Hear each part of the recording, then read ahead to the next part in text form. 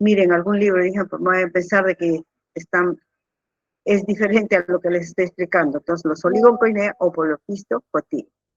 Y acá en la otra infraclase son los polistomatoinea. Polistomatoinea. Vamos a describir a cada uno de ellos, primero como subclases y dentro de esas las características de toda esta subclase. La subclase polioncoinea o monopistocotilia se caracteriza por lo siguiente. Un poquito más puedes bajar. La subclase esta se caracteriza por lo siguiente. La presencia de un proaptor. El proaptor le habíamos mencionado que está en la parte anterior de la región cefálica, que puede estar, representada por glándulas o ventosas, que pueden ser ventosas extrabucales, o también ventosas dentro de la boca que se llaman ventosas intrabucales, ya lo vamos a ver. Pero en este caso de los polioncoinea, solamente vamos a ver las ventosas extrabucales. Solo ventosas extrabucales, en este grupo de la subclase, glándulas, que sería entonces la primera. Entonces, vamos a repetir nuevamente.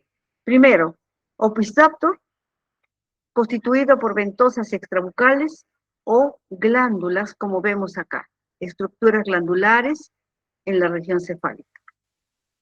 Dos, este grupo va a tener también, se va a poder observar con manchas, unas manchas oculares, ven 4 puntitos acá, son las manchas oculares. Aquí también, bueno, acá no están en el medio, no se nota, pero acá sí se va a notar en el otro extremo derecho, las 4 manchas oculares. Serían la segunda característica. Tercera característica, el opistoaptor. Opistoaptor es único porque puede ser un disco, puede ser una copa, pero siempre está armado, bien armado de espinitas, macroganchos, microganchos, pero es único. La otra característica, la cuarta sería que no presentan conducto génico-intestinal. Esas son las 4 características importantes de la polioncoinea. Cuando yo les pregunto en el examen, no ponen ustedes, yo es algo sencillo, no me les pongo a qué grupo pertenece y no lo pueden poner que pertenece a los polioncoinea, por ejemplo. Las 4 características que les he mencionado. Entonces, esas 4 características son bien importantes. Eso es característica de esta subclase. Dentro de esta subclase está la familia, o sea, vamos a hacer algunos representantes que hemos encontrado aquí en el Perú. De la familia Capsalidae, la subfamilia Dactylogirinae. Esta familia Dactylogirinae, pues se ha encontrado como una especie en el Cyprinus carpio, generalmente en este grupo de los ciprínidos, podemos encontrar a Dactylogirus bastator, que se localiza en las branquias. Estos parásitos infectan mayormente a las carpas cuando están jóvenes, a los juveniles, y pueden multiplicarse rápidamente hasta llegarlos a matar. Esta reproducción va a decrecer en el otoño y en el invierno, o sea, baja la multiplicación cuando es otoño e invierno, cuando el agua está fría. Cuando aumenta la temperatura, ya en la primavera y verano, ahí es cuando comienzan a multiplicarse rápidamente y pues rápidamente dice en 11 a 13 días pues se ha llenado las branquias de estos parásitos. Entonces la temperatura de 24 a 28 grados centígrados favorece su multiplicación. Y hoy en día se cultivan a este grupo de los ciprínidos, tienen cultivo para la alimentación. Entonces, los que cultivan pues no pueden perder porque de ellos económicamente les sirve, ¿no? Al igual que vamos a ver con otros grupos.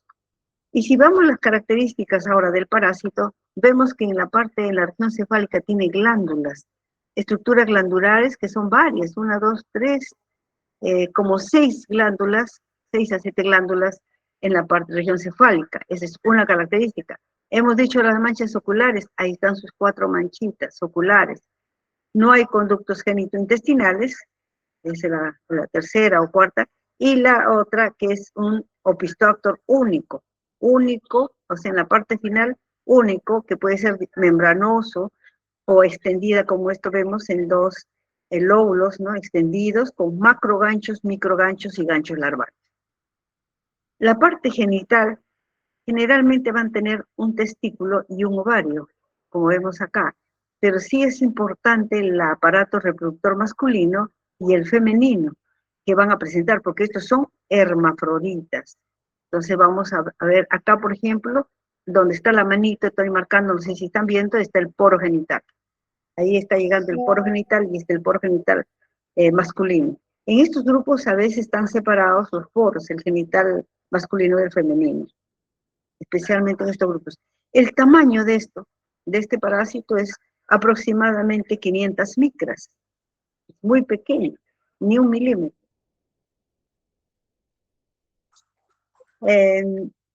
Dentro de esta familia Capsalidae, mire, el de agua dulce solamente he colocado esto.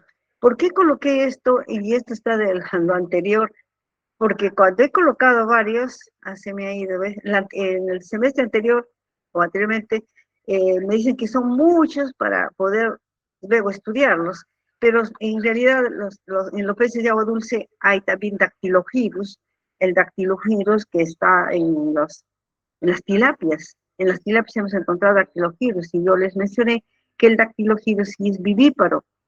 Estos no, estos son ovíparos, colocan sus huevos que van a salir al medio externo, mientras que el Chirodactylus es vivíparo. Entonces en el interior va a estar el embrión que cuando nace el embrión ya está maduro, de la madre pues se muere porque va a romper de la parte central y sale un ejemplar del mismo tamaño que la madre. Y esa larvita lo tiene en el interior ya a otro embrión. Entonces, esos son los grupos. Miren que no había puesto de los girodactilos. Para el Perú se han encontrado varias especies. Lamentablemente no sé qué ha pasado creo que he agarrado otra de las diapositivas que corté, porque hay varias especies que se han encontrado en peces de agua dulce. Los voy a agregar después, mejor, no importa, los voy a agregar después, porque solamente está figurando uno, qué raro. Bueno, solo uno está figurando. Luego está viniendo ya los peces, de los peces marinos, de los peces marinos. De esta misma familia, superfamilia Capsaloidea, están de la familia Capsalide, el Caballero gregalis.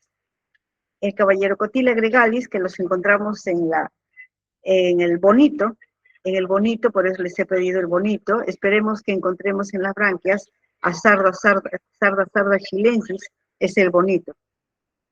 ¿Qué características presenta este? Ah, carambas. Un ratito. Disculpe un ratito. Ya. Estos presentan entonces las ventosas extrabucales, como vemos acá en este esquema. Este es un esquema a mano alzada, esto lo he hecho así más rápidamente para que puedan ver ustedes. Estas son las ventosas extrabucales que se nota acá, y tienen una faringe bien desarrollada, muscularizada, y sus cuatro manchitas oculares no se nota. Aquí están sus manchas oculares. Luego tenemos el ovario. No todos tienen un solo testículo, pero un solo ovario sí. Todos van a tener un solo ovario, pero pueden tener un testículo o muchos testículos como se ven acá. Acá hay varios testículos. Después la parte posterior del ovario, acá veremos 4, aproximadamente un promedio de 15 a 16 testículos. Se dan cuenta en la parte central posterior al ovario.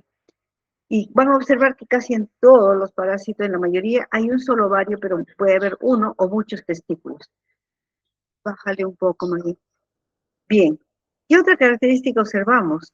Nosotros en la coloración podemos observar a ambos lados gran cantidad de células en el parénquima. Estas células en el parénquima son las glándulas vitelógenas. Estas son las glándulas vitelógenas que van a tener un conducto transversal para el ingreso del contenido de las glándulas vitelógenas al receptáculo vitelino. Esto que estoy marcando con la manito es el receptáculo vitelino, que es hecho como un esquema casi redondo, porque acá se ve así, pero casi aquí se ve más triangular. Acá ligeramente se nota un conducto, no sé si ustedes pueden ver, hay un conducto. Bueno, es un conducto transversal de un lado y del otro lado parece que está hacia abajo, pero es del lado izquierdo en este caso, ¿no? Del parásito. Entonces, ese es el reservorio vitelino. Todo el contenido del vitelo se junta en este reservorio vitelino. Y luego vemos que ese sería del femenino. O sea, en el femenino tenemos el ovario y luego tenemos el receptáculo vitelino, que donde se va a concentrar, o reservorio vitelino, donde se va a guardar todo el contenido de las vitelógenas. Y después vamos a explicar con más detalle todo el funcionamiento de esta, o sea, cómo todo este complejo genital, como he estado explicando anteriormente en la clase, lo vamos a volver a repetir. El masculino, observamos, cuando hacemos el esquema de esta, pues tiene que ser con todo detalles, a veces no se notan mucho los conductos, pero acá vemos un conducto que está subiendo, y este es el conducto que está subiendo, es el conducto deferente. El conducto deferente continúa con la vesícula seminal. La vesícula seminal que se da la vuelta por acá y continúa. Esta vesícula seminal va a llegar al poro genital, ¿no? Donde va a estar ligeramente la bolsa del cirro, o sea, va a llegar la bolsa del cirro hacia el poro genital, sería el complejo masculino. Del femenino, el huevo también va a llegar hacia la parte anterior, al poro genital. En estos grupos podemos ver un solo poro genital, donde llegan o sea, un atrio o abertura, donde llegan pues la parte genital masculina y femenina. El Opus Factor es solo un disco, como vemos acá, es único y no es pedunculado, como vimos en la anterior, ligeramente no, casi tampoco es pedunculado, casi es continuo en este caso después del cuerpo, pero en cambio en este caso es un disco sésil, que está unido también al cuerpo, es un disco. Este disco tiene un lóculo central y tiene varias divisiones, con varias divisiones, alrededor de 7 espacios divididos, que con una membrana, es una membrana en el borde, con ganchitos larvarios, y también presentan pequeños microganchos y ganchos larvales. Entonces, en la práctica lo vamos a ver con más detalle en el microscopio. Este sería Caballerocotila gregalis, para eso les he pedido el bonito. En Cotilabe tantaliani es el otro parásito que se encuentra en Siena deliciosa. Siena deliciosa es la lorna. No hemos pedido la lorna, pero claro, si alguien pudiera encontrar la lorna, igual podríamos encontrar también a Encotilabe tantaliana. Encotilabe realmente cayahuensis, que fue descrita en 1972 por el doctor Tantalean, sino que ahora que le han hecho la parte molecular, se ha ubicado como una especie alejada. ¿Por qué? Porque Encotilabe cayahuensis fue descrito morfológicamente y todas las características son las mismas.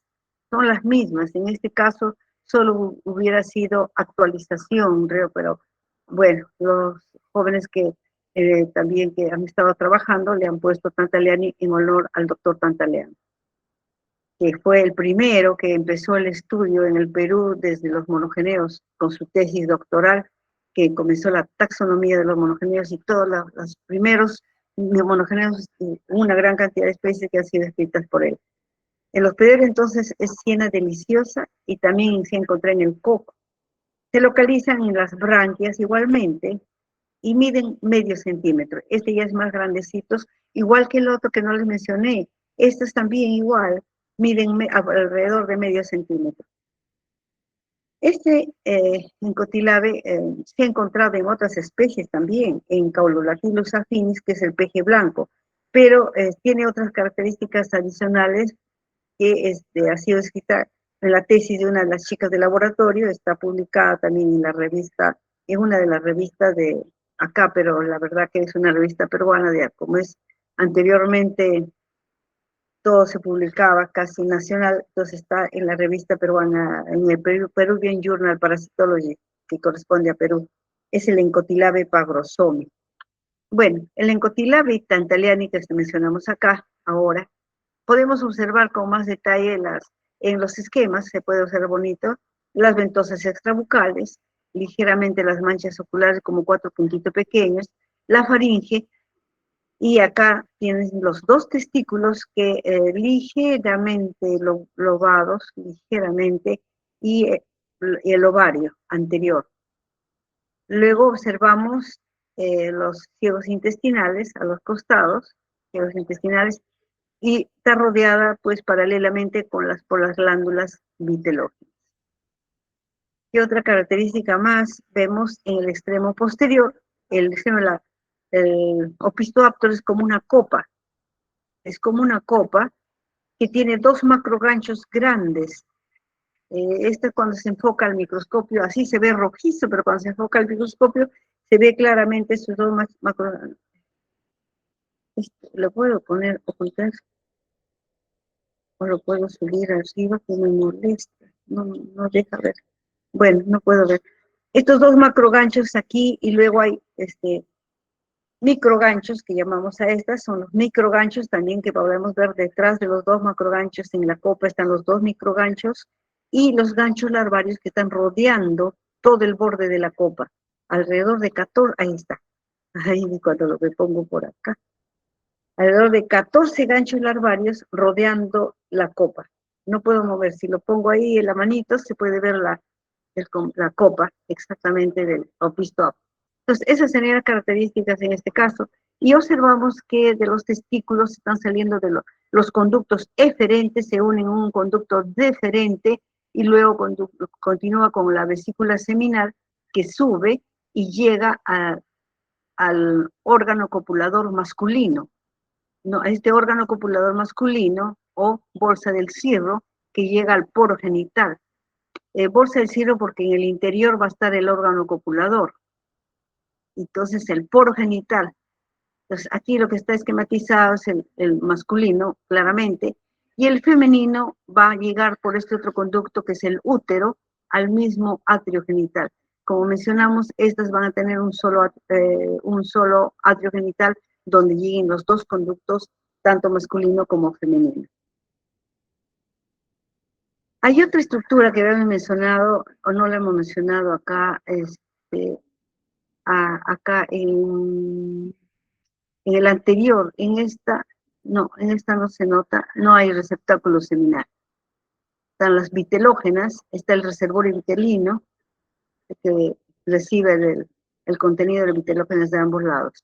En el anterior, voy a regresar al anterior, hay otra estructura redondita acá, que se va a ver en Caballerocotila gregalis, es el receptáculo seminal. Este receptáculo seminal corresponde al masculino. Debe estar, ahí entra con un conducto, este receptáculo seminal, perdón, al femenino, pertenece al femenino este receptáculo seminal. ¿Qué significa? Que aquí se va a guardar el contenido seminal de la fecundación y va a tener conductos que van a llegar hacia el oviducto. Aquí solamente se ven las estructuras que no se notan los conductos, por eso el esquema que les hice rápidamente, como lo van a ver en la práctica. Pero, pues, en realidad, aquí sí no tiene receptáculo seminal. El receptáculo es donde se recepciona y se guarda para el momento de la fecundación. Vamos a ver luego después, entonces, cuando observemos todo el proceso de fecundación. Macrofilida antártica es una especie también muy pequeña. Esta también tiene, pues, micras de tamaño, acá, a 3 milímetros, ¿ves? 3.4 milímetros, o sea, 300 micras. Se ha encontrado en la pintadilla, que es el Caelodactylus variegatus, y también se localiza en la branquia. Se encontró un solo ejemplar. He buscado en más pintadillas y no he encontrado el ejemplar. Y se ha encontrado, pues, en Canadá, algo así descrito, porque al revisar, buscar las referencias, solo se reportaba en la parte norte de Norteamérica. Está publicada también en una revista nacional de acá, lamentablemente, las revistas nacionales, espero que se pueda ver. Esta es en el Peruvian Journal of Parasitology, está del 2013. Ahí cuando se encontró, se hizo toda la descripción, y como era solo uno, pues está coloreado inclusive con bastante cuidado, y también tiene un opistóaptero único como un disco, pero bimembranoso. Igualmente tiene en la parte central, un lóculo, y tiene 5 divisiones, está 5 compartimentos, ¿no? Este sí tiene también 2 testículos, pero los testículos no están uno al lado del otro, sino están uno detrás del otro, y se llama en tándem, uno detrás del otro, y el ovario anterior a los 2 testículos. Las glándulas vitelógenas están a los costados. Todo esto que se ha teñido de color rojo, un rosado fucsia, son glándulas vitelógenas. Luego vemos en la faringe, en una zona casi transparente, está la faringe bien grandaza, bien notoria, y sus ventosas extrabucales. Los manchas oculares ligeramente con puntitos pequeños. Este es entonces macrofilida atar. Bien, miren, casi hemos visto solo 2 de los, debería haberles hecho más especies, pero solamente están 2 de agua dulce, 3 serían, 3 de marinos y 1 de agua dulce, para no complicarles. Bueno, pero hay más especies que podríamos describir. De la subclase Heteroncoidea. En la subclase Heteroncoidea, las características de esto vamos a mencionar. Son 4 características importantes. ¿Y alguien quiere preguntar algo?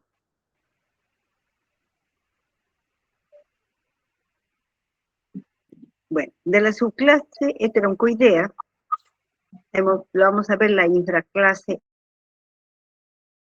Oligoncoinea o Poliopistocotilea. Características, 4 características importantes. En la parte del proaptor se caracterizan por presentar 2 ventosas intrabucales. Como es dentro de esta subclase, ¿no? La infraclase, vamos a describir solo la infraclase, porque la otra infraclase tiene otras características. Esta infraclase oligoncoinea tiene 2 ventosas musculares intrabucales. Esa es una. 2, no tienen manchas oculares, o no se notan, solamente no se notan las manchas oculares. Lo han tenido en el estadio larvario, pero ya en el adulto no hay manchas oculares. Entonces simplemente no presentan manchas oculares.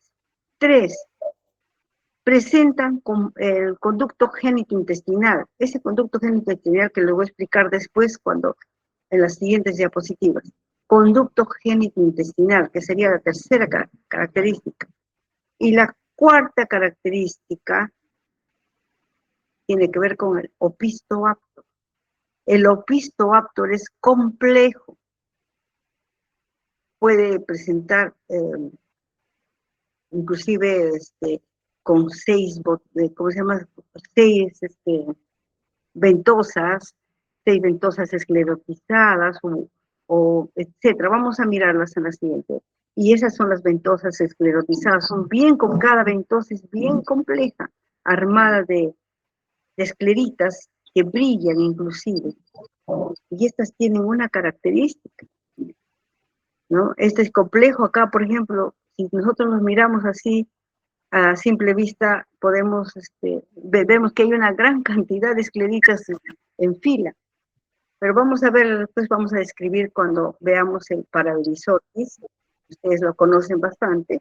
Ahí está descrito, lo vamos a escribir con detalle cada ventosa y la característica de estas escleritas. Estas pertenecen a una familia, y las que están abajo pertenecen a otra familia. A estos a los coricotilidae, vamos a ver, y los otros a los microcotilidae, los de abajo. Son otro tipo de pinzas que funcionan como los ganchitos de ropa, esas pincitas. Vamos a ver entonces la siguiente, esa sería el opistoaptor. Aquí está. Si miramos acá a la derecha, es tan compleja, ¿no? Y acá vamos a ver a la izquierda un poquito más notorio. Vemos 2 escleritas impares. Estas oscuras es una y 2, la otra, una en forma de una I y la otra en forma de una J. Son 2 escleritas impares. Y luego esta familia Diclidoforidae se caracteriza justamente por tener este tipo de ventosas con esta clasificación de escleritas. Tener 2 escleritas impares y 3 escleritas pares, que serían las más grandes, ¿no? Acá tenemos uno, si se dan cuenta, uno, y el otro acá es el primer par. El primer par, el segundo par es como una C acá, a los costados, a ambos lados, y el tercer par que está aquí en la parte de abajo. Serían 3 escleritas pares. Las demás que están en cada cuadrante, en 3 cuadrantes que vemos acá, tienen escleritas pequeñísimas como puntitos, pues es que parecen pequeñas espinitas, pero son escleritas. Y en el cuarto cuadrante hay una almohadilla. Es igual que la patita del gato, que tiene una almohadilla. Entonces, miren, es tan complejo cuando se hace la descripción taxonómica y se tiene que dibujar. Ahora, nosotros hemos hecho con cámara lúcida, que era más difícil. Ahora ya hay otra técnica que es más fácil para poder hacer el dibujo. Entonces, dentro de los Diclidoforidae, ustedes lo han visto bastante, al Paraeurizorchis sarmientoi. ¿Por qué sarmientoi? También lleva el nombre de otra profesora, que fue profesora del doctor Tantaleán. Entonces, el doctor Tantaleán es el que le puso Paraeurizorchis sarmientoi, y eso está publicado en su tesis doctoral. El sinónimo, posteriormente, el sinónimo de Paraeurizorchis es el Pseudoeurizorchis sarmientoi. Pseudo porque después que la clasificación ligeramente por una característica, a veces por una u otra, las van cambiando con el tiempo, ¿no? Entonces, el Paraeurizorchis anteriormente era Pseudoeurizorchis sarmientoi. Se encuentra en Cereolela violacea, que es la coginova. No les he pedido la coginova porque ya no ha desaparecido, no se encuentra. Parece que a las 500 pueden encontrar una coginova. Antes era más fácil. La coginova era lo más, así como el bonito se encuentra en cantidad, la coginova era, pues, se podía encontrar en el mercado. Y varias veces que he pedido, no me dicen que no hay coginova. Esta se encuentra también en las branquias, ¿no? Y pues he encontrado de las partes terminales pesqueros, ¿no? Ya sea del Callao, de Chorrillos, etc. ¿Qué caracteriza entonces a este Paraeurizorchis sarmientoi? Si vemos la característica de sus dos ventosas intrabucales, ahí está su faringe. Luego vemos, pues la faringe continúa el esófago, los ciegos intestinales que se dividen, pero en el caso de este Paraeurizorchis, sus ciegos intestinales son bien ramificados, a ambos lados, con cantidad de ramificaciones. Estas ramificaciones van a entrar al opistoaptor. Ahí está, el opistoaptor es grande y complejo. Este opistoaptor que tiene 8 pedúnculos con ventosas esclerotizadas. Está entonces en la parte posterior del cuerpo, se sitúa este opistoaptor. Y ya hemos visto que cada ventosa tiene pues una característica de las escleritas, dos escleritas impares y 3 escleritas pares. Y vemos que el intestino entra todo el opistoaptor ramificado hasta la parte posterior. ¿Qué más observamos a los costados? Las glándulas vitelógenas. Estas glándulas vitelógenas también entran al opistoaptor. Vemos glándulas vitelógenas en el opistoaptor. Paralelo a las ramas intestinales están los glóbulos vitelinos. ¿Qué más observamos acá? Los testículos. Los testículos están posterior al ovario y estos testículos inclusive estamos observando que han ingresado al opistoaptor. Jóvenes, ¿no hay problemas? Parece que hay algún problema. ¿Se escucha bien todo? ¿Me puede decir alguien? Sí, profesora, se escucha bien. Ya, gracias. Cualquier cosa me avisa. Bueno, los testículos que también ingresan al opistoaptor, miren, están posterior al ovario. El ovario se ve como un signo de interrogación. Y observamos que de los testículos está subiendo, no se van a ver los conductos mucho, pero hay un conducto que sí se ve acá, la vesícula seminal, que está subiendo por el centro hasta el átero. Alguien ha abierto su... Por favor, cierren el audio.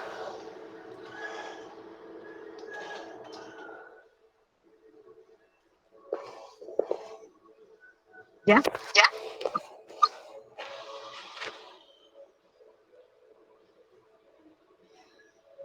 Bien. Oh,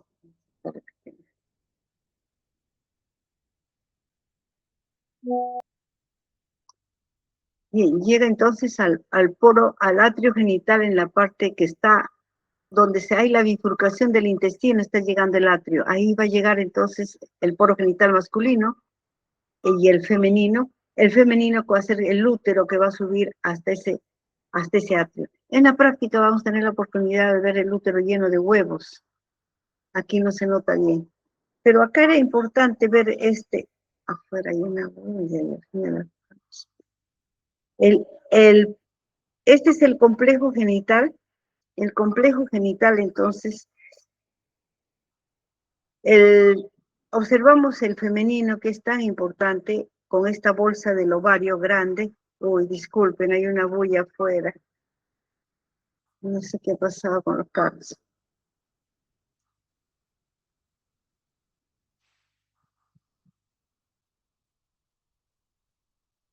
El ovario que continúa con el oviducto, ahí está el oviducto, y al oviducto está llegando un receptáculo seminal. Habíamos dicho que este receptáculo seminal es parte del femenino porque aquí se va a guardar el contenido seminal. Después de la fecundación ingresan los espermatozoides y se guardan aquí hasta el momento que comienza la fecundación, o sea, cuando el óvulo ya está maduro, comienza a salir el óvulo, entonces el espermatozoide también sale para la fecundación que se realiza en el ootipo. Aquí en el ootipo donde vemos que está rodeado de las glándulas de Melis. Estas son las glándulas de Melis. Entonces aquí ya habíamos explicado un poco en la teoría, ¿no? Aquí ya que ya no está en la parte de generalidades en la teoría, explicamos que en el ootipo se realiza la fecundación. Entonces, este oviducto va a llegar hasta acá, pero al oviducto, ¿qué van a llegar? Al oviducto, ¿qué más van a llegar? Las glándulas el conducto génito-intestinal que presentan ellos, que está relacionado con el intestino. ¿Y por qué? Porque eso es ya más primitivo, o sea, más anterior. Tenían pues comunicación, toda la parte del contenido, qué sé yo, era dirigido hacia la parte del intestino. Por eso es el conducto génito-intestinal. ¿Qué otra cosa más acá vemos? Ya, los testículos están abajo, como habíamos visto los testículos, y estamos viendo dos conductos eferentes, un conducto deferente, y por detrás está subiendo la vesícula seminal. Esta vesícula seminal que vemos acá a la derecha, que sube hasta el atrio genital. Pero aquí en este complejo femenino es importante las vitelógenas, que se ve los conductos vitelinos en forma de una Y, bien así, con dos ramas laterales, ya sea izquierda y derecha, donde están las vitelógenas de ambos lados del cuerpo, y este es el reservorio vitelino que va a ingresar este conducto hacia el oviducto, y el contenido vitelino también va a ingresar al ovotipo. Habíamos mencionado que era importante para la formación del cascarón del huevo y el alimento del embrión, tanto los glóbulos vitelinos como de la glándula de Melis. Una vez que se ha formado el huevo, va a salir por el útero, entonces ahí está el útero, y va a llegar, entonces acá está el útero al costado también de la vesícula seminal que está subiendo hasta el atrio genital. Entonces, ya en los otros no vamos a explicar con detalle, porque ¿por qué explicamos en esta? Porque en esta se ve muy bonita y yo voy a poder enseñarles a ustedes en la práctica el ootipo rodeado de la glándula de Melis. Y van a poder ver todas las estructuras, van a poder ver el receptáculo seminal con el contenido seminal y muy parecido, con la misma de las células, características de la vesícula seminal, es igualita. Entonces, aquí por la parte del tejido, o sea, el histológico, es el que vamos a poder diferenciar las estructuras. Bien. Y ahora vamos a ver solamente características por familia, y vemos de la familia Masocreidae, tenemos a Cuniescombre. Ustedes van a tener a la caballa. En la caballa, que es de Scomber japónicos peruanos, así se llama la caballa, podemos encontrar Cuniescombre. Entonces, esta también está en las branquias, y su proaptor también tiene 2 ventosas intrabucales, y su opistoaptor tiene 8 ventositas. Oh, ¿qué quiero decir? Ya. El opisthosauros en la parte de abajo, lo que vemos, se tapa cuando bajo la manito para marcar el opisthosauros, se tapa inmediatamente. No sé si ustedes están destapa. Ahí tienen 4 ventositas, pero estas tienen un opisthosauros casi sésil, está pegada casi al cuerpo y presentan 4 ventositas, o en este caso, estas ventosas son opisthosauros con 8 ventosas sésiles. Y luego en la parte final hay 2 ganchos grandes y 2 pequeños, que serían 2 macroganchos y 2 microganchos. Ese es el tipo de los ganchitos, tienen esta característica, ¿no? Con un mango, un apéndice y la forma de la hoja en forma de una hoz. No presentan vagina. ¿Por qué mencionamos? Porque algunos van a presentar poro vaginal y vagina, y hasta 2 conductos vaginales. Huevos con filamento en cada polo. Los huevos en este caso, si mañana logran ver, van a ver con filamentos en cada polo. Y lo que estamos mencionando acá, la característica del atrio. El atrio es una característica bien importante. El atrio significa puerta. El atrio donde van a llegar los 2 poros genitales masculino y femenino. Pueden estar armados, como estas, vemos acá con espinas, o no pueden estar armados. Cuando no están armados se les dice inerme. En este caso están armados de espinas y al centro se ve el orificio. Alrededor está rodeado de espinas. Este es el atrio, en el caso atrio armado de Cunia escombre. En esta caballa vamos a encontrar también a otra especie de Cunia, la misma. O sea, son 2 especies de cunia. Es Cunia sprostoni. Esta otra Cunia sprostoni es un poquito más ancha. Y miren, sus ventositas están dentro, en la parte final de su opisthosauros es parte del cuerpo, en la parte final. Por eso algunos son muy complicados, otros son un poco más simples, pero de todas maneras es complejo, le llamamos, y tiene que ver con las familias. Y igualmente, entonces, sus 4 ventositas son bastante pequeñas y lo que vemos es el atrio. El atrio también va a ser diferente. Aquí no está esquematizado el atrio, pues es importante que ustedes mañana observen qué características tiene el atrio. De repente pueden enfocar y poder ver características del atrio de Cunia sprostoni. En esta clave hemos visto cómo se hace la clasificación. Es importante que tengan idea cómo clasificamos. Por ejemplo, de esta subfamilia, Microcotyledonea, y ya la otra subfamilia, ya pasamos a otra familia y subfamilia. Hay 3 puntos y en cada uno de ellos se caracteriza cada género. Estos microcotyledonea, por ejemplo, en el número 1 vemos que hay un poro vaginal simple. Con poro vaginal simple, presenta un poro vaginal dorsal, con un opisthosauros proyectándose opuesto al cuerpo. El opisthosauros proyectándose opuesto al cuerpo, o sea, no es parte del cuerpo, sino opuesto al cuerpo. Va al número 2. Así se va y se va al número 2. Pero acá hay 2 opciones. La B dice, tiene la misma característica, tiene el poro vaginal simple, dorsal, pero doble. Hay 2 poros vaginales. Si hay 2 poros vaginales, es bivagina. Es el género bivagina. Regresamos al otro que nos mandó al número 2 y vamos, dice clamps numerosos. O son clamps numerosos, o sea, muchas pinzas numerosas y a un lado más que en el otro. O sea, si nos imaginamos que es como una hoja, la punta hacia abajo, ¿no? En ambos lados, a un lado tiene más, es más numeroso sus pinzas que en el otro. Y el atrio genital con una armadura compleja. Si es compleja va al número 3.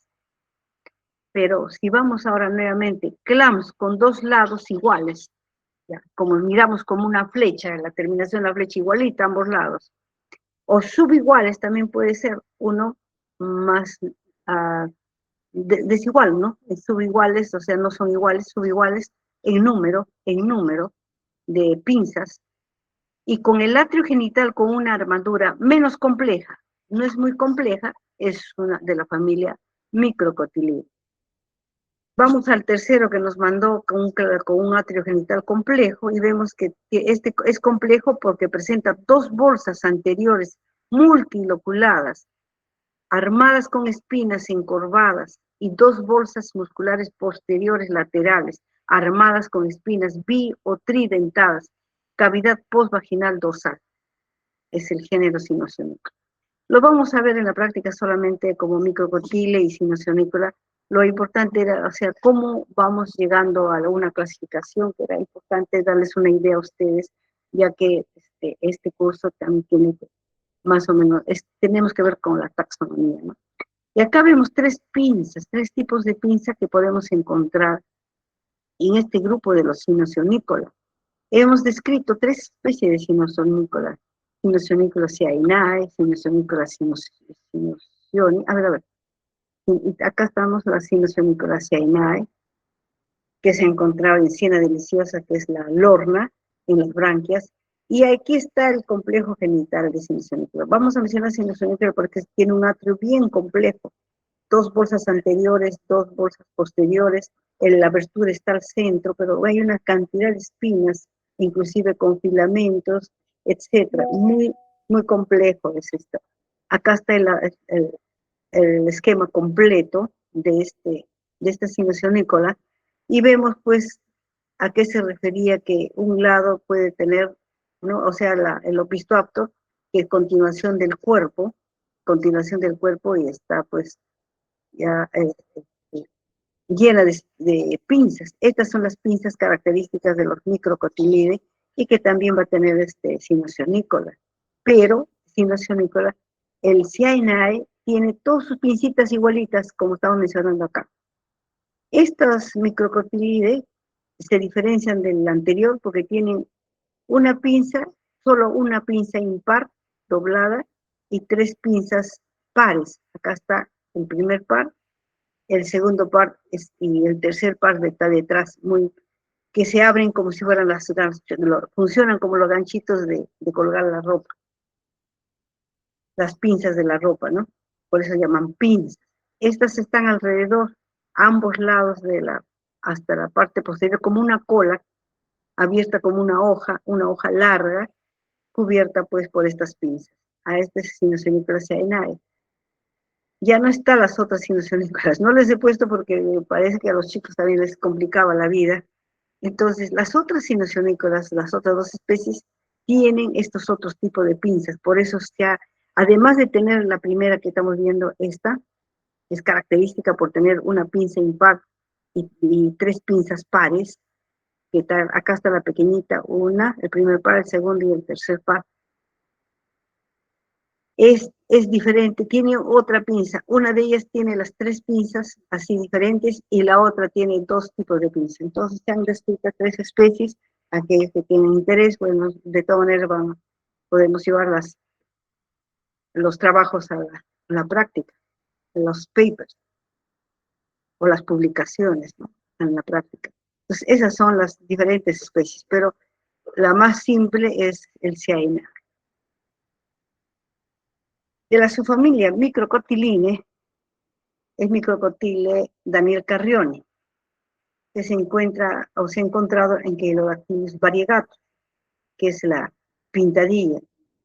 Se localiza en las branquias de la pintadilla.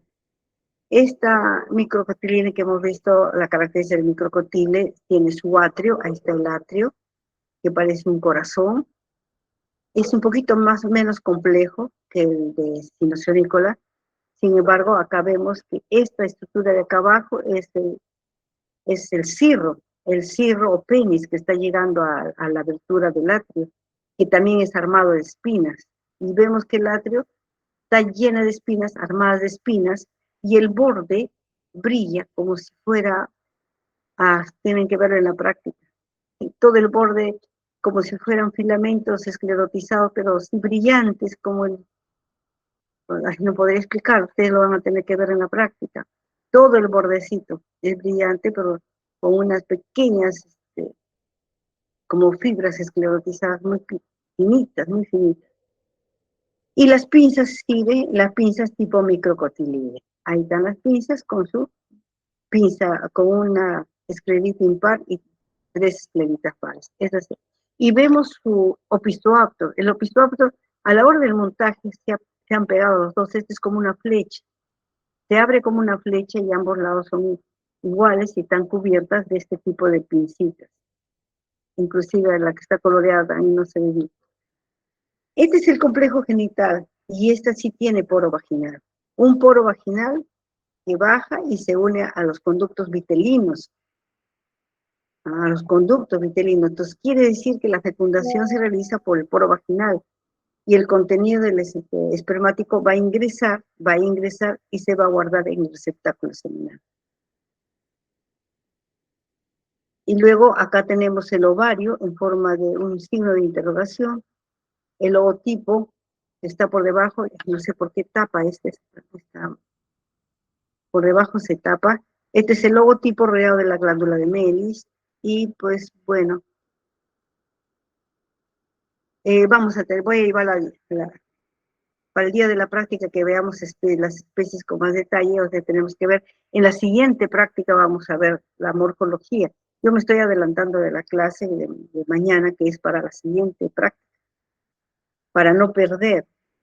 Entonces, acá vemos el ovario, no estamos viendo los testículos están acá, vemos acá en la figura del esquema, los testículos están en la parte posterior al ovario, las glándulas vitelógenas laterales, y vemos acá en forma de I, pero con conductos laterales que recepcionan la vitelógena, pero hay un conducto que tiene que ver que se une con el poro vaginal, el conducto vaginal. Y el atrio que está en la parte más anterior a la bifurcación del intestino. El huevo tiene 2 filamentos polares. Bueno, ese es mi crocodile Daniel Carrión. Daniel Carrioni porque este fue uno de los primeros monogeneos que tuve la oportunidad de describir cuando todavía era alumna y lo encontré en la Pintadilla y como estuvimos, esa época llevábamos los cursos de parasitología en medicina tropical, mi maestro me dijo que le pusiera en honor a que me han dejado la oportunidad, porque después me dieron la oportunidad de hacer las prácticas y continuar practicando ahí en el laboratorio, le pusimos Daniel Carrión.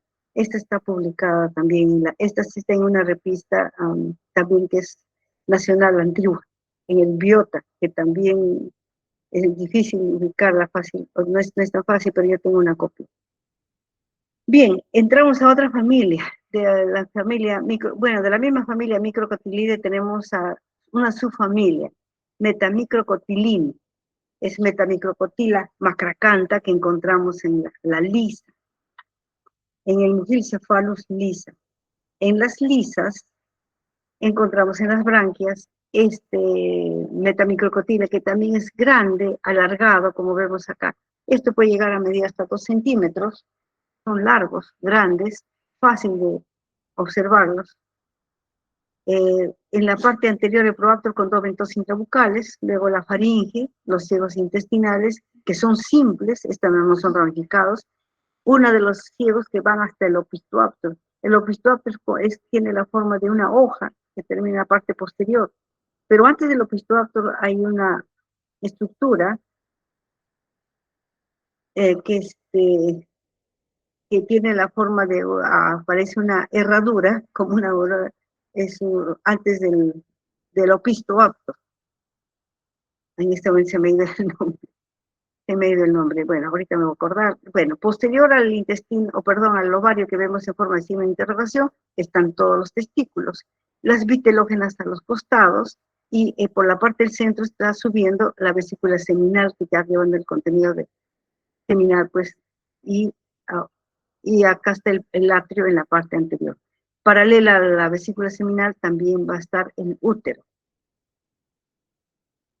Y bueno, las pinzas son tipo microcotilide.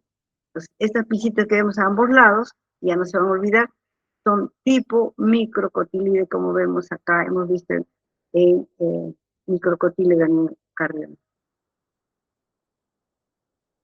Bien, Entonces, esta sería metamicrocotila macracantha encontrada en las listas. Ya vemos ahora otra infraclase, los polistomatoidnea. Estos polistomatoidnea en esta infraclase tenemos a la familia Hexabotride. El Hexabotride tenemos el Pocotiles surperuensis como representante. ¿Qué caracteriza a esta familia, a esta infraclase polistomatoidnea? Se caracteriza por presentar solo una ventosa rodeando la parte bucal. Una ventosa rodeando la parte bucal. Ahora ya se dan cuenta cómo diferenciar las infraclases.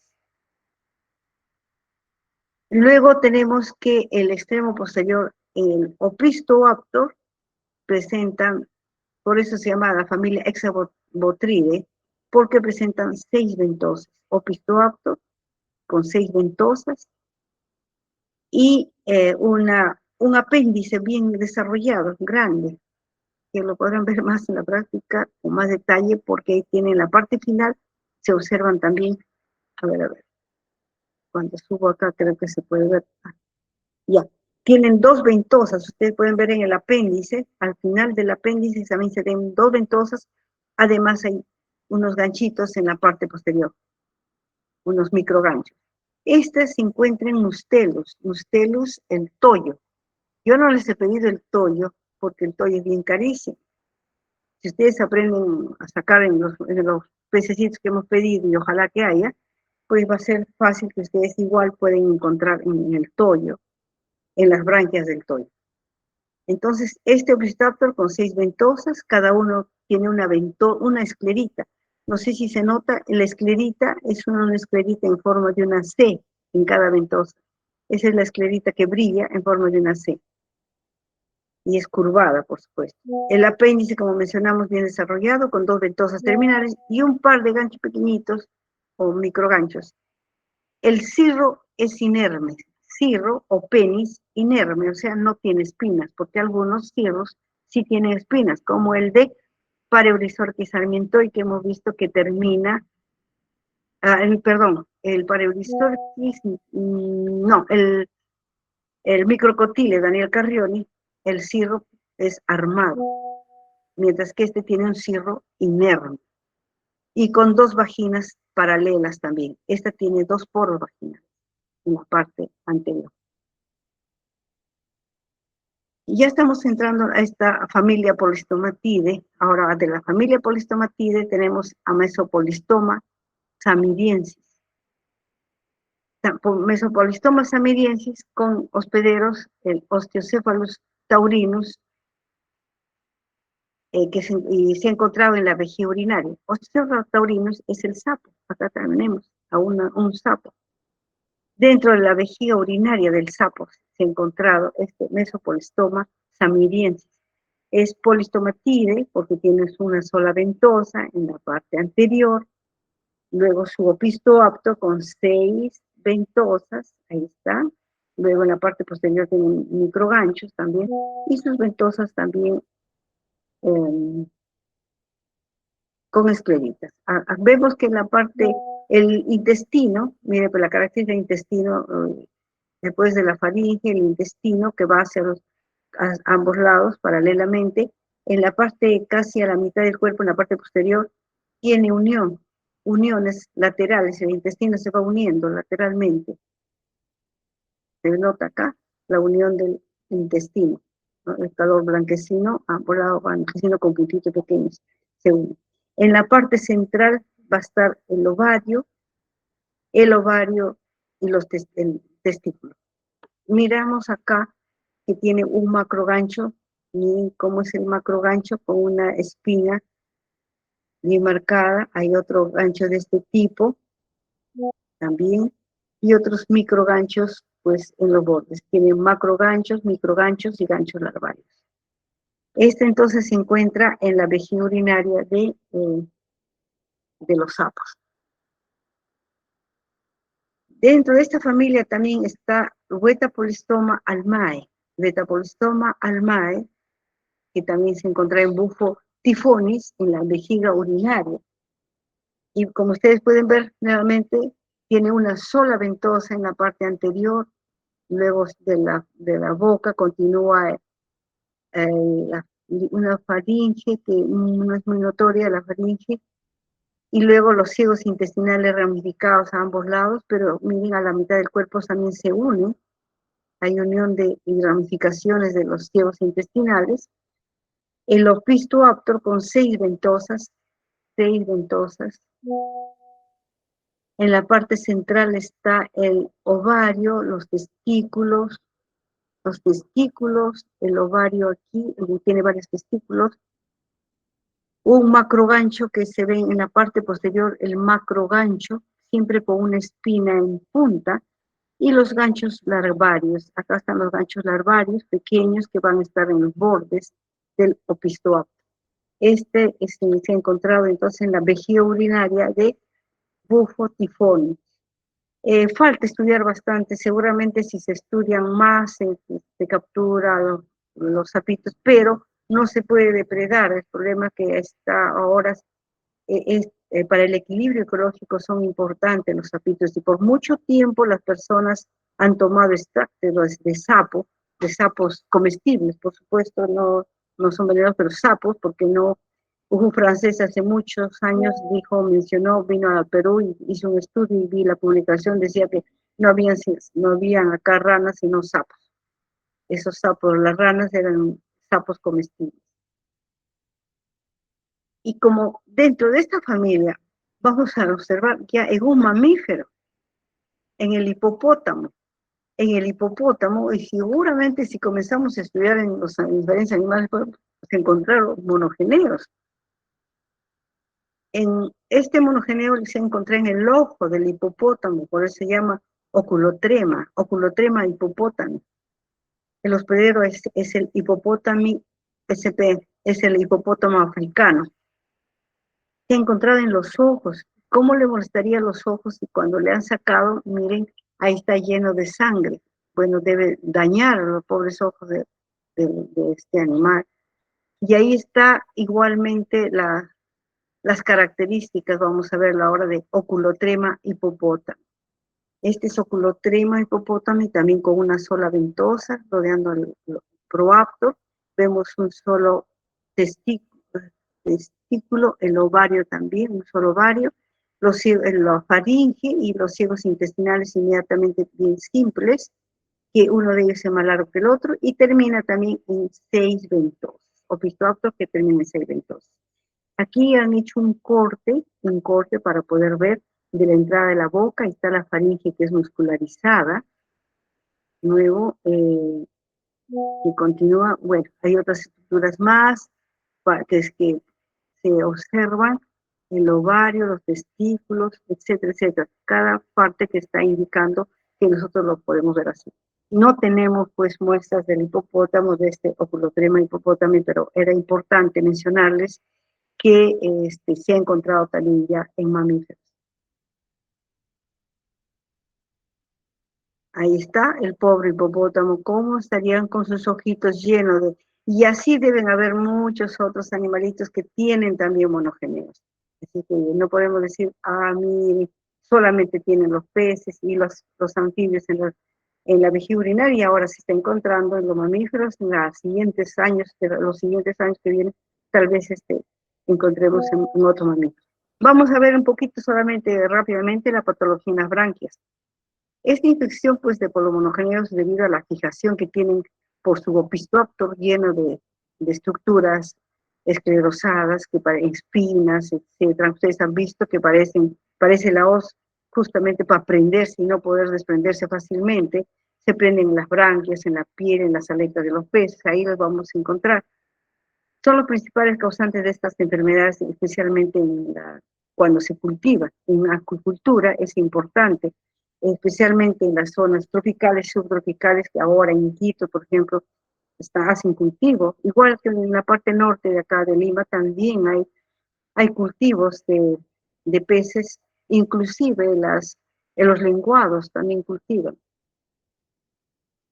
Uno de estos parásitos que afectan es el dactilogiros, que da lugar a la enfermedad llamada dactilogirosis. Este dactilogirus, pues como tiene el Opistoptero con cantidades creditas y se prende y puede provocar, pues se multiplica rápidamente cuando sube la temperatura, por eso dicen los ambientes tropicales y tropicales, ahí se multiplican fácilmente y pueden llegar a matar a los alevinos, ¿no? Provoca daños significativos entonces en estos peces de agua dulce. Ahora, estos no requieren hospederos intermediarios. Como no requieren hospederos intermediarios, miren, una vez que están en las branquias, colocan sus huevos, los huevos caen al agua, e inmediatamente de los huevos se forma el oncomiracidio, que es la larva, se llama así, oncomiracidio. Esta larvita desarrolla rápidamente y esta nuevamente va a prenderse a las branquias. Una vez que nada, ¿no? Porque es ciliada, nada hasta buscar a su hospedero, y todos, bueno, generalmente los peces están en cardúmenes muy cercanamente, entonces todos los peces, los monogéneros que salen, se hacen específicos, pues porque van a la misma especie. Por eso es que encontramos diferentes especies de monogeneos y cada uno podemos ubicar por la característica del monogeneo, sabemos que se encuentra en tal pez, etc. Si ustedes no pueden identificar el pez y mañana encontramos en la branquia está el parásito, sabemos rápidamente de qué peces. Podemos identificar el pez inclusive. Los ciprínidos, entonces, ahora están cultivando, tienen que tener bastante cuidado porque pueden perder y económicamente es importante para los que están cultivando, pues. Igual que los lenguados y otras especies, igual también los peces, ¿cómo se llama? Las truchas, igual también se infectan. ¿Qué factores favorecen entonces el desarrollo en la dispersión de estos monogeneos? La rapidez del ciclo biológico. No tienen hospederos intermediarios, entonces rápidamente del huevo sale la larva y vuelve a ingresar a las branquias.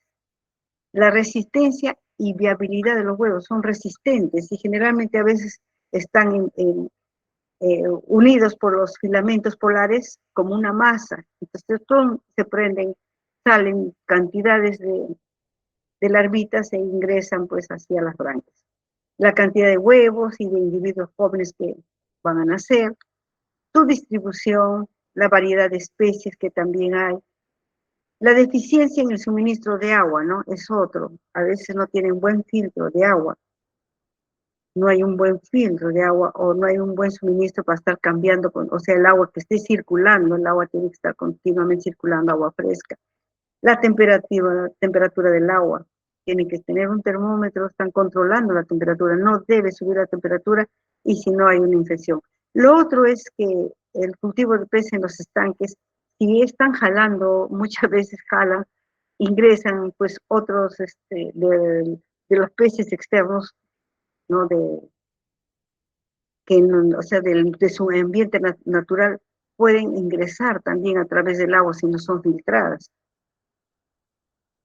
En la distribución de las crías, lo otro, la importación también de peces parasitados, se importa peces y así ingresaron las truchas. Las truchas han ingresado y cuando compraban las ovas ya venían parasitadas.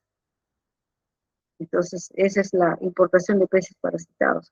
Alimentación inadecuada también, factores ambientales, los peces también se estresan y por el estrés también se enferman y se mueren. Elevada densidad de peces, no puede haber en una piscigranja gran cantidad de peces.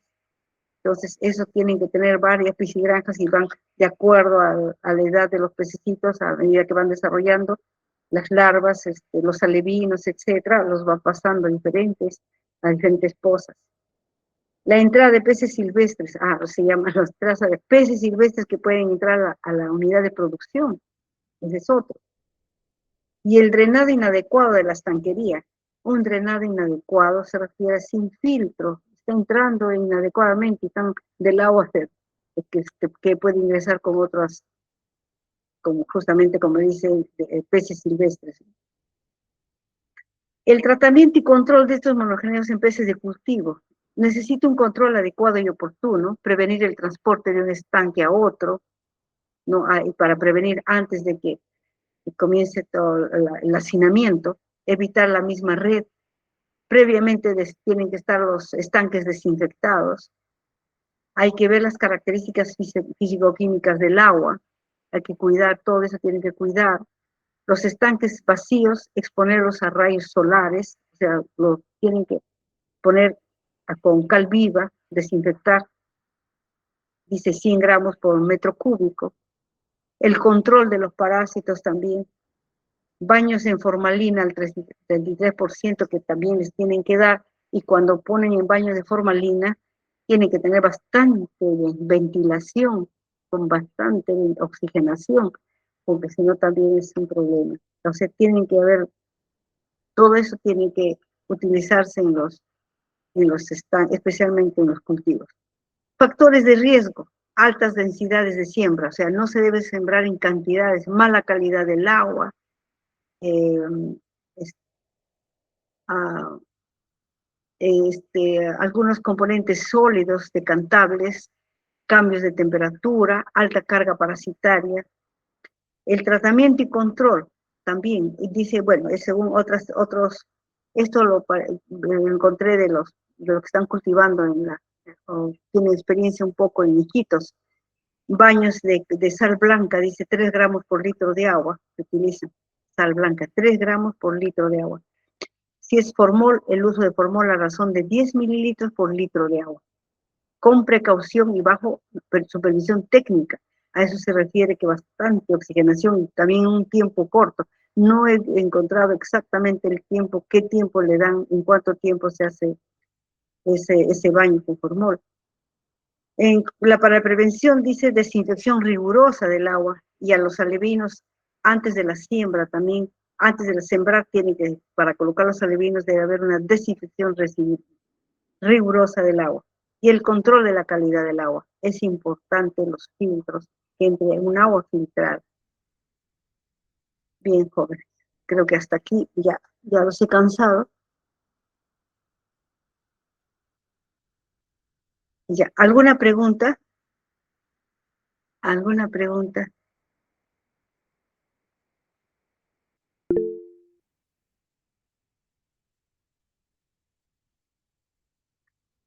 ¿No hay preguntas? Profesora, mi compañera Mariciela tiene una pregunta. A ver, ya, sí, le escucho. Profesora, buenas noches.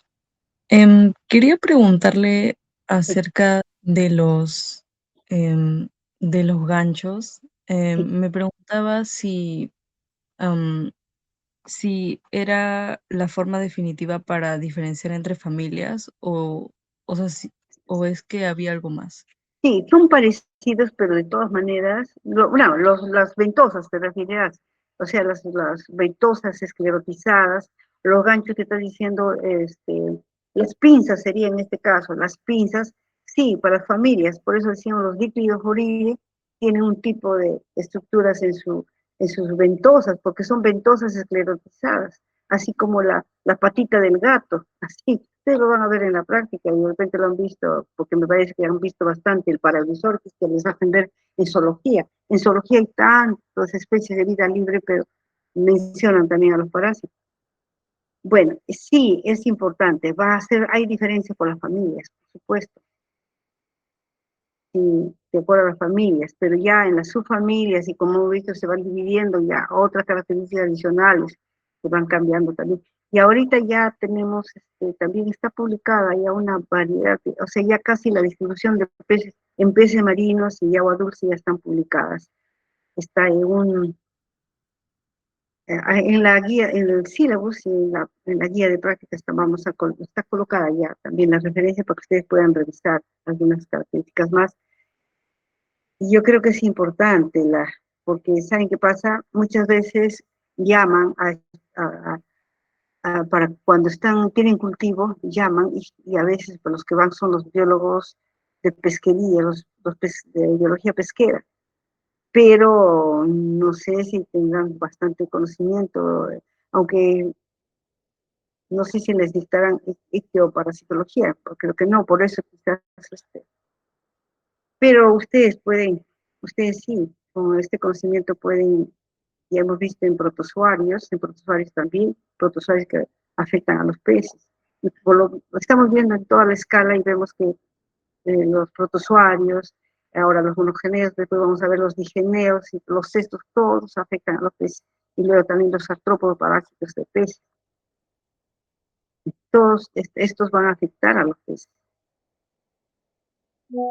Y yo creo que sí requieren, así como hay expertos en el agro, también en la pesquería, y ahora quienes están metidos más son los veterinarios, los veterinarios no llevan ictioparasitología, pero ahorita se están metiendo todo en la parte de microbiología también, en la microbiología pesquera, todo lo que es y eso que ustedes lleven, creo que ustedes llevan microbiología pesquera, creo, o anteriormente llevaban, no sé si ahora lo llevarán. Entonces, sí, pues, no sé si he respondido. He respondido. Tiene que ver con las familias. Sí, de todas maneras, cada familia hay características que van a ayudar a la diferenciación taxonómica.